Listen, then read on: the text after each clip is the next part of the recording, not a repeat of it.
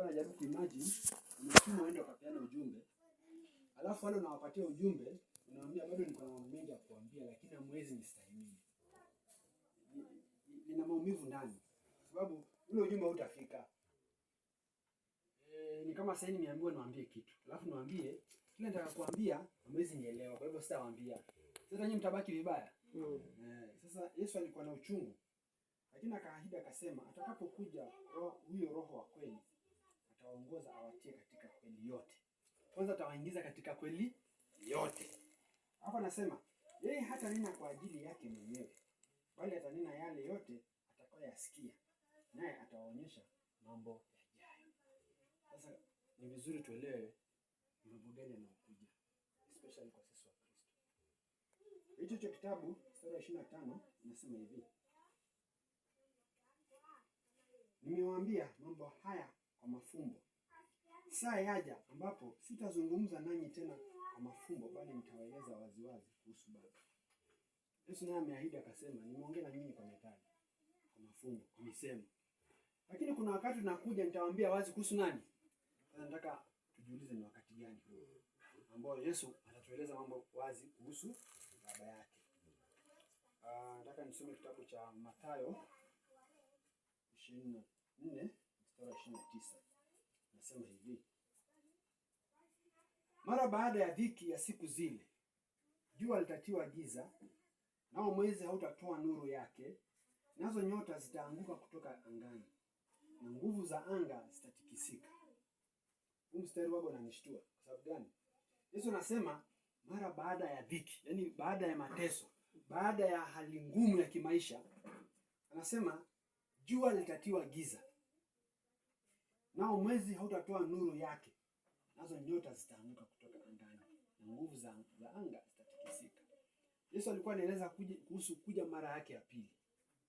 Lakini tukirudi katika kitabu cha Agano la Kale, jua, mwezi na nyota zilitajwa na nani kwanza?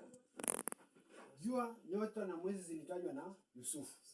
Alipokuwa ameota kuwa jua, mwezi na nyota zitamsujudia, sivyo? Na mkichunguza vizuri, walimsujudia ama hawakumsujudia? Baada ya nini? Baada ya dhiki. Unaona? Baada ya dhiki, baada ya njaa walimsujudia, sivyo? Sasa Yesu anatumia huo msemo hapa, anasema hivyo. Ati jua litatiwa giza, nao mwezi hautatoa nuru yake, nazo nyota zitaanguka kutoka angani, na nguvu za anga zitatikisika. Hizi inamaanisha nini? Tukiangalia kitabu cha Agano la Kale kilikuwa kinaitwa kitabu cha Torati na Unabii, hivyo. Torati za Musa, sheria za Musa na unabii, hivyo. Sasa Yesu alipokuja, ule mwangazo uliokuwa unaangaza wakati ule ni mwanga wa Torati na unabii, sivyo? Yesu amekuja na mwanga tofauti. Amekuja na mwanga tofauti. Kuna kitabu anasema mimi ndimi nuru. Kumaanisha yeye amekuja na mwanga ambao tunaita Injili. Na huo mwanga umeovershadow unabii na Torati. Yaani umekuwa na mwanga mkubwa kuliko unabii na nini? Na Torati. Sasa akisema nyota zitaanguka, inamaanisha wale ambao walikuwa wana imani na mwanga wa unabii na Torati, kama hawataelewa mwanga huu wa Injili, hizo nyota zitafanya nini? Zitaanguka. Kumaanisha ukikuja mwanga mwingine mkali, inamaanisha sasa tuanze kushikana na huo mwanga. Maana huo mwanga mwingine unafifia. Unaelewana? Sasa huyu Yesu akasema katika kitabu cha Ufunuo, nikimalizia Ufunuo wa Yohana 22 pale mstari wa 5, nasema hivi: usiku hautakuwako tena, wala hawatahitaji mwanga wa taa au wa jua, kwa maana Bwana Mwenyezi Mungu atakuwa nuru yao, nao watatawala milele na milele.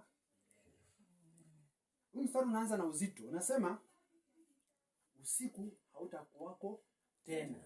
Yaani hiyo inamaanisha nini? Nguvu za giza zitaisha. Na nguvu za giza ni za nani? Ni za shetani. Inamaanisha shetani ana mwisho. Shetani yuko na nini? na mwisho. Hizi ndio tunasikia tukiongea kuhusu siku za mwisho, ni siku za mwisho za shetani na mwanzo wa wema wa nani? Wa Mungu.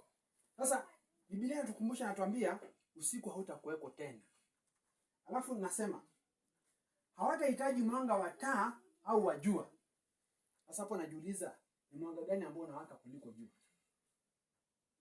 Kitabu kinatuambia kwa maana Bwana Mwenyezi Mungu atakuwa nuru yao, nao watatawala milele na milele. Yaani kwa lugha nyingine tunaambiwa ya kuwa kuna kuja mwanga ambao ni mkubwa kuliko mwanga ambao tuko nao leo hii wa Injili. Kuna kuja mwanga ambao utawaka kuliko mwanga wa nini? Wa Injili. Yaani Yesu anaeleza haya maneno. Kwa hivyo kutakuja mwanga mwingine mkali, na huo mwanga sasa unatokana na nani? Mungu mwenyewe. Yaani anakuja kuleta mwanga ambao utatawala milele na milele. Kwa hivyo kwa kifupi tunasema nini? Wakati wa Musa ama unabii na Torati, huo tunaita Old Testament, tunaita Agano la Kale.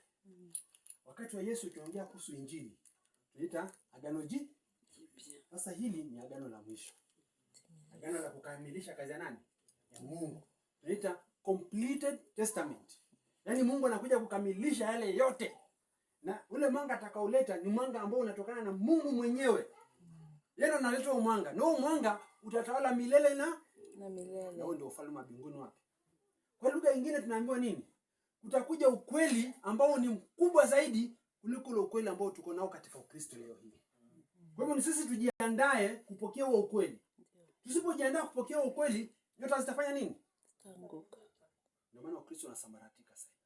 Ndio maana Ukristo unayumba. Kwa sababu kuna mwanga mwingine mkubwa umekuja na sisi bado tumekomana na Injili. Mungu, kwa sababu Mungu ni wa neema na Mungu ni mwaminifu. Mungu anasema hatochukua hatua hata moja kabla hajafunua siri zake kwa manabii na wafanyakazi wake. Kitabu cha Amos 3:7. Nikimalizia, ndio Mungu amtume Musa kurudi Misri. Mungu alifanya nini? Alimwambia Musa, uko na nini? Baada ya kuwa Musa ameenda pale kwa kile kichaka kimewaka moto, sivyo? Mungu alimuuliza Musa, uko na nini? Musa akasema niko na mti. Akaambiwa tupa chini. Ukageuka ikakuwa nyoka. Akaambiwa shika na usishike kichwa, ushike mkia. Shika mkia. Akaambiwa ingiza mkono wako kwa mfuko, akaingiza, akitoa uko na ukoma. Akaambiwa rudisha, akitoa mkono ni mzima. Nini Mungu alikuwa anafanya ndani ya Musa? Kabla Mungu hajakutuma na kabla Mungu hajakwambia chukua hatua ufanye, kwanza nainua imani yako. Unaelewana? Nainua imani yako. Ukuwe na imani ya kuwa hautaogopa wala utatingishika wala utashtuka. Atukiamua kwenda, najua mimi niko na Mungu. Sitaogopa. Sasa Mungu aliinua imani ya nani? Musa anaenda kukutana na amiri mkuu wa jeshi. Amiri mkuu wa jeshi yuko na jeshi, yuko na kila kitu. Yeye anaenda kama Musa tu peke yake. Aliposema sijui kuongea, akaambiwa ndugu yako atakusaidia. Haya, huyu Mungu amemtuma Musa kwenda Misri. Alafu tena Biblia inatuambia Mungu akakazanisha roho ya nani? Ya Farao. Sasa nashindwa. Sasa unakazanisha roho ya Farao, ataokoaje watu wake? Lakini tunaona Mungu wetu ni mwaminifu. Anajua wazi ati Musa akirudi aende akaongee na Farao, alafu Farao amwambie okay, chukua watu wako muende. Watakubali? Wana wa Israeli walikubali baada ya kuona mapigo 10 yaliyopigwa Misri, ndio wakaingia imani na nani?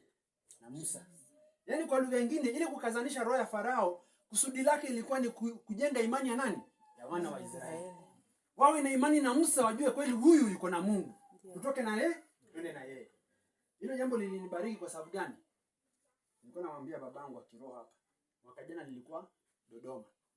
Nenda na mke wangu kuhubiri Injili. Ule mwaka mwingine tulikuwa Nakuru. Disemba wiki ya kwanza tulikuwa Makanda, mahali kunaitwa Lugari. Na tuna tukiwa wawili hivyo. Na tunahubiri. Ndio tuchukua hatua kama hiyo, na gari yetu mzee mmeiona hiyo gari ilienda mpaka Bungoma na ikarudi. Kwanza Mungu anajenga imani ndani. Mkuwe na imani ya kuwa huko mmeenda Mungu amewatuma na mtenda mfanye kazi na mkamilishe. Na mwache ushindi. Na mkirudi mrudi na ushindi. Amina. Ati nimeenda huko kote tumefanya kazi kila kitu. Na tukaona mkono wa Mungu umetulinda, umetuhifadhi na hakuna kitu hata kimoja kilifanyika kwa barabara. Hilo jambo lilinibariki kwa sababu gani? Ni sisi tumzingatie huyu Mungu na tumtumainie. Amen. Amesema katika kitabu cha Matendo ya Mitume 2:17, eti siku za mwisho nitamwaga roho wangu kwa watu wote. Sasa jiulize, uko tayari kumpokea roho? Uko tayari kumpokea roho wa Mungu na umwaga siku za mwisho? Na hizo siku za mwisho inamaanisha nini? Mungu atakapokuwa anamwaga roho wake kwa watu wote, hiyo inamaanisha hakuna mtu, kwa kizungu nasema nobody will have the monopoly of the word. Si ati ni mchungaji wako atakupeleka mbinguni, si pastor wako atakupeleka mbinguni, si bishop wako wala pop wala nani. Ni wewe mwenyewe usimame. Biblia iso. Na kama hauelewi na hujui, sisi katika divine principle tunaambiwa tafuta Abel figure. Abel figure, unajua katika shamba la Eden Mungu alimkubali Abel akamkata nani? Cain, sivyo? Kwa hivyo naomba tafuta Abel figure, mwende safari na yeye. Maana yule atakushauri na atakuongoza. Sawa sawa.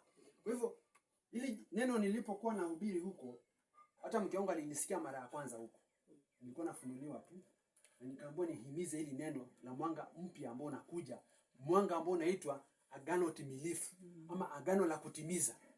Na hilo ndio agano Mungu analolifanya sasa hivi katika himaya ya kiroho. Si Ukristo tena, himaya ya kiroho. Sasa Ukristo ukikataa kushikana na hili anga ama huu mwanga unaokuja sasa hivi, nyota zitafanya nini? Zitaanguka. Manake wewe unabii umeongea hapo katika kitabu cha Mathayo 24 mstari wa 29, Yesu alikuwa anaongea kuhusu wakati wetu. Ukiendelea hapo mstari wa 30 anasema mara baada ya hayo yote kufanyika, Kristo anakuja kutoka wapi? Mawinguni. Unaona? So inamaanisha huu wakati wetu ni wakati wa mwanga mpya. Mwanga ambao utasawazisha mambo yote kuanzia kitabu cha Mwanzo, mambo yote yatasawazishwa. Kama kuna kitu ambacho tulikuwa tuelewi, tunda lilikuwa ni nini, Adam na Hawa walifanya nini, haya mambo yote ndio Yesu anasema nimekuwa nikiongea na nyinyi kwa misemo, lakini sasa aje nitawaambia wazi kuhusu nani? Baba yangu. Na huo ndio wakati tunaoishi sasa hivi. Mambo yanawekwa wazi. Sasa kile ninashukuru Mungu zaidi ya yote nikimalizia. Inakuwa kuna mtu aliniuliza, "Sasa hii kazi yote unafanya, hii yote unafanya, hao tutawapeleka wapi?" Nikamwambia sehemu hiyo. Sehemu nataka na wao. Ukishajenga imani yao, unaacha na Mungu. Mungu atachunga watoto wake. Sasa mahali pa kuwapeleka si kazi yako, kazi yako ni kupeleka ujumbe. Wewe peleka ujumbe. Ukishafikisha ujumbe, hiyo kazi nyingine si yako. Sasa nimefika hapa. Babangu wa kiroho tumejuana miaka mingi. Yeye ndo alipanda mbegu ndani yangu. Na mimi nikaiendeleza na nikasimama. Nikafika mahali ngasema hata kama hakuna watu wengine nitaongea kama nani? Yoshua. Yoshua alisema mimi na familia yangu tutafanya nini? Tutasimama. Tutamtumikia Mungu. Hata nilikuwa naambia ndugu yangu Steve hapa, nikamwambia Steve, mimi pale imefika wanasema niko peke yangu. Na hisi niko peke yangu. Kwa hivyo Mungu akiniambia nenda kafanya, mimi naenda nafanya nikijua ni mimi peke yangu. Situmaini mtu mwingine. Nitajipanga na familia yangu na mambo yangu, twende tukafanya kazi ya nani? Kwa hivyo kile nilikuwa nataka tumuelewe leo hii, kuna mwanga Mungu ameuleta. Na huo mwanga ni wewe mwenyewe ufanye bidii ujue. Kama ujui mwambie Mungu nifunulie, na Mungu atakufunulia. Huwa napatia watu changamoto nawaambia. Wakati Yesu alikuwa na siku 8, akapelekwa hekaluni kwenda kufanywa kile alichokuwa anafanya wakati ule. Kulikuwa na mzee anaitwa Simeoni. Na kulikuwa na mama anaitwa Ana. Hawa wazee wawili walimtambua Yesu ni Mesaya akiwa kijitoto. Akiwa kijitoto cha siku 8. Wakamwambia Mungu, nashukuru Mungu maana nimeona nini? Ukombozi wa Israeli. Kama Mungu aliweza kuwafunulia wale, kwa nini asikufunulie wewe? Kama Mungu aliweza kuwafunulia wale wazee, kwa nini asikufunulie wewe? Na Mungu ameahidi, ukinitisha mkate sitakupatia mawe. Anasema kitabu cha Yeremia 33:3. Omba chochote hata kile ambacho haujui, nami nitakufunulia. Sasa sisi tunaenda kuomba pesa. Kuliko tuambie Mungu tufunulie imani yetu, tujenge imani yetu. Hii ni baba ukichukua hatua, twende pamoja. Ikiwa tunavuka kama ni jangwa tuvuke pamoja. Na situache. Na Mungu hatakuacha, atakufunulia. Kwa hivyo kuna mwanga ambao Mungu ameuleta, na huo mwanga unafanya kazi yake. So nikiongea kuhusu huo mwanga unafanya kazi yake. Na huo mwanga upo sasa hivi. Wacha tumshukuru Mungu.